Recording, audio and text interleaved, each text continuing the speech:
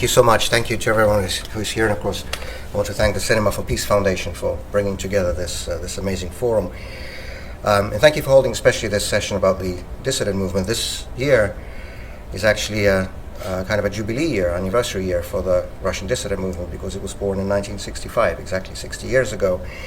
Its birth date is considered to be the 5th of December 1965, which was Constitution Day back then in the Soviet Union. The famous or infamous Stalin's constitution, adopted in 1937, that was described by the Soviet propaganda as the most progressive, the most democratic constitution in the world. And one of its authors, Nikolai Bukharin, the main author, was actually arrested and executed within a year of that constitution's adoption. And so that year, on the 5th of December 1965, a group of dissidents led by Vladimir Bukovsky, who's a legendary dissenter, author, long-term political prisoner who spent almost 12 years in the Soviet Gulag, and Alexander Yesenin-Volbin, who was a mathematician, a philosopher, a poet, a son of the great poet Sergei Yesenin.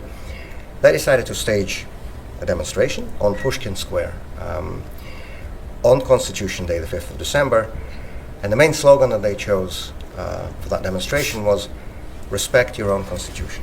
Уважайте свою конституцию. And this became sort of the informal, unofficial motto of the Soviet dissident movement for decades and decades, because sort of the peculiar but also the very, I think, defining feature of the Russian, the Soviet dissident movement was that they were not against the laws.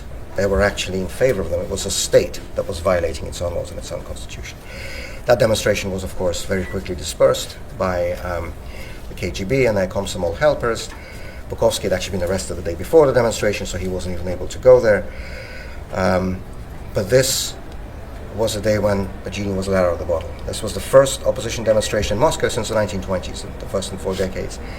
But it would give rise to a tradition that would not stop until the end of the Soviet regime itself. The other dissident demonstration in the Soviet Union that was perhaps even more famous than the 1965 one took place on the 25th of August 1968. That was, of course, the time when the Soviet Union and other Warsaw Pact states invaded Czechoslovakia to crush the Prague Spring. And the Soviet government wanted to very carefully craft an image, a propaganda image of total unanimity in the Soviet Union in support of this action, of this invasion, because they didn't call it invasion, they called it brotherly assistance. Just like today, you cannot call the war in Ukraine a war, you're supposed to call it a special military operation. And just as today, Putin's propaganda machine is trying to craft this artificial and totally false propaganda image of universal public support in Russia for what's going on. So they did back then. All across the Soviet Union, there were meetings held at factories, academic institutes, trade unions, cultural organizations, and so on, and everybody would vote in favor. We approve of the brotherly assistance, and Soviet newspapers reported that support for that invasion was unanimous. And then something happened on that day, that afternoon on the 25th of August. 7 people came out onto Red Square in Moscow, a very symbolic place, to protest against the crushing of the Prague Spring, the Soviet invasion of Czechoslovakia. And they brought the slogan that did become the motto of the dissident movement over the decades in the Soviet Union, and that continues to be voiced and brought on placards around rallies today. "За вашу и нашу свободу," for your freedom and ours. That was a poster that Pavel Litvinov brought, one of the 7, to that demonstration. Of course, they were all beaten up, arrested, and herded away almost immediately. And all of the demonstrators, every single one of them, for those 5 minutes on Red Square, paid a very heavy price, with years in the gulags, or forced internal exile, or psychiatric institution, which was the worst of all. But after what they did, and this is, I remember many, many years later, but also now many years ago, 2004, 2005, I was making a documentary film about the Soviet dissident movement. It was called They Chose Freedom, a 4-part film. It's publicly available.